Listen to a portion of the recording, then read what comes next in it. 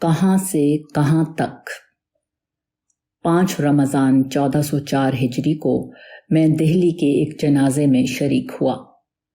موت کے بعد مرنے والے شخص کو نہلایا گیا، اس کو نئے کپڑے کا کفن پہنایا گیا۔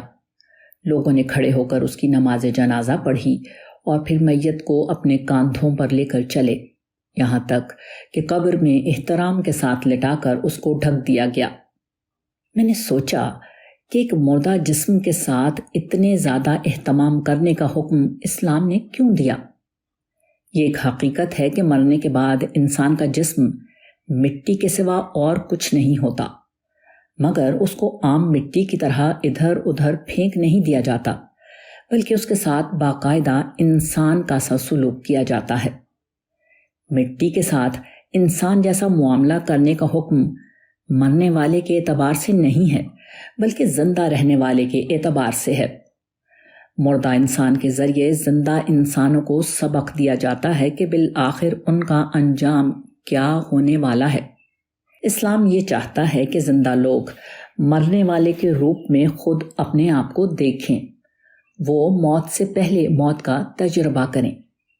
یہ تجربہ اس طرح بھی ممکن تھا کہ ایک مقرر دن کو کاغذ کا انسانی پتلا بنایا جائے اور اس کے ساتھ تمام رسوم ادا کر کے اس کو مٹی کے گڑھے میں ڈال دیا جائے۔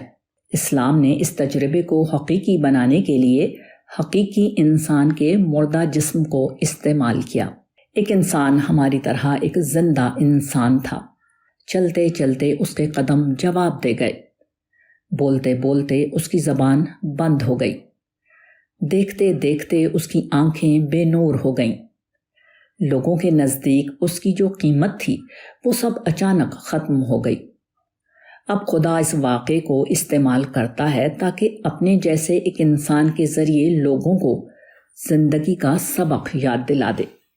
لوگ اس کو اہتمام کے ساتھ تیار کرتے ہیں اور پھر لے کر چلتے ہیں، یہاں تک کہ آخری مرحلے میں پہنچ کر جب اس کو قبر کے گڑھے میں لٹا دیا جاتا ہے تو ہر آدمی یہ کرتا ہے کہ 3 بار اپنے ہاتھ میں مٹی لے کر قبر میں ڈالتا ہے۔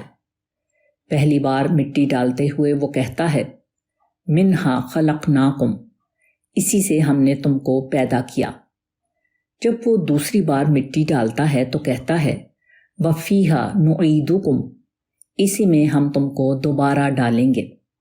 اور پھر تیسری بار مٹی ڈالتے ہوئے وہ کہتا ہے، وَمِنْهَا نُخْرِجُكُمْ تَارَةً أُخْرَى، اور اسی سے ہم تم کو دوبارہ نکالیں گے۔